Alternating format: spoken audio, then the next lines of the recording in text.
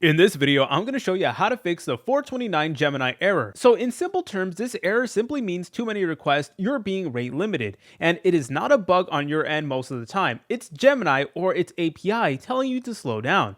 So unfortunately, there really is no simple fix to this. What you could do is wait a little bit. Now that is the most common way to fix it, and the limit is usually temporary, but unfortunately, it can range from just a couple seconds to even a couple minutes again. So what I recommend that you guys do is just pause again and then try again later. And if you were spamming prompts fast, that is going to trigger that error instantly.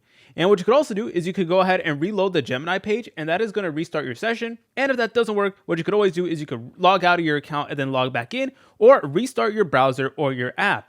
Be sure that you also do have a stable internet connection. If you're using something like public Wi-Fi or a VPN, that might cause some issues, and Gemini might rate limit you harder.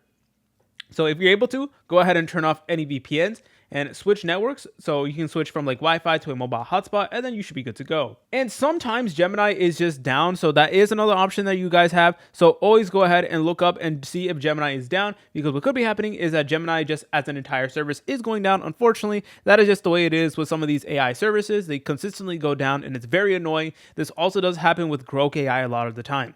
If you guys found this video helpful, make sure to leave a like and subscribe. I'll see you in the next video.